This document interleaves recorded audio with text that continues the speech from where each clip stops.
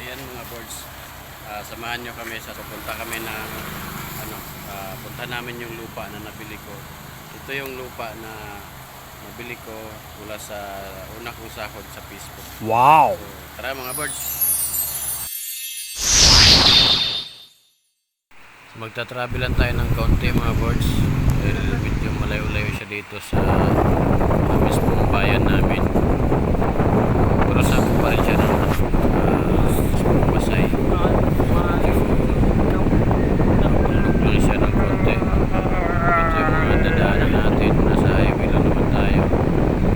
Ito nga pala yung kalsada na pag diniritso mo ito, diretso ito ng Inubaan, ng Sipalay, diretso hanggang pupuntang Kamatkalan, hanggang sa pupuntang Bacolod.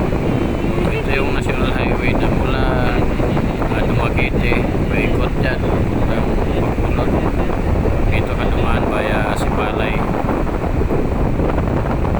Ito naman ay tulay ng Tibanan, Palos.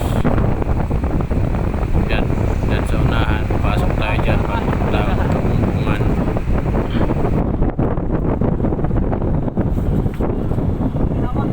Kaya.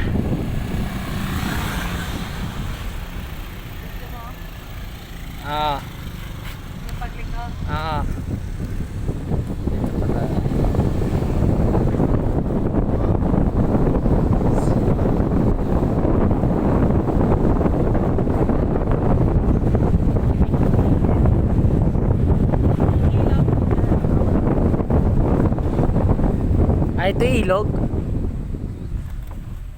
Siguro malalim to. Sobra. May mga nalulunod dito.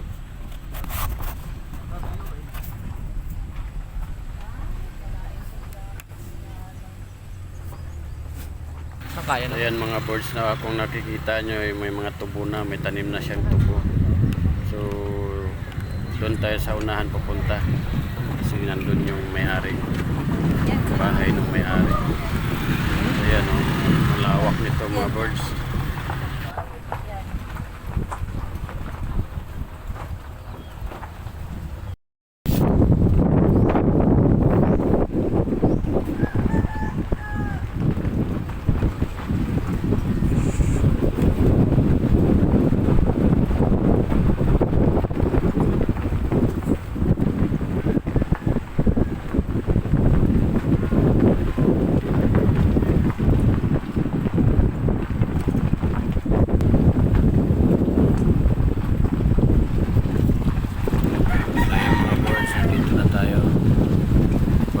Tayo ng kaunti dito sa may mismo highway.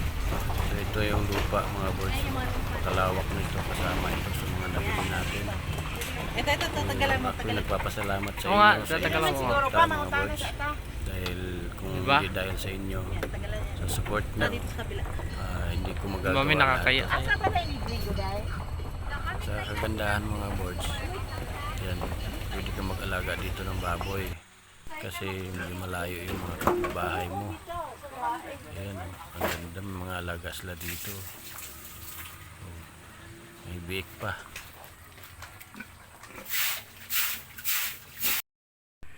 So ito mga birds, ito yung lupa. Ayan, may mga tanim na. Ayan, may palay pa. So yan, malawak to, nasa 2 hektarya mahigit, hanggang doon sa may bundok na yon. Ayan. Ito pa, may mga tanim na mais.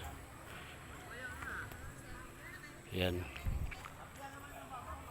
Ito na yung resulta ng pagre-reels natin, saka pag-upload natin ng video sa Facebook.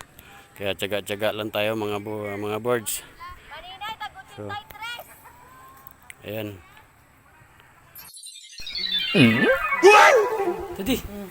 Daddy, panaginip lang.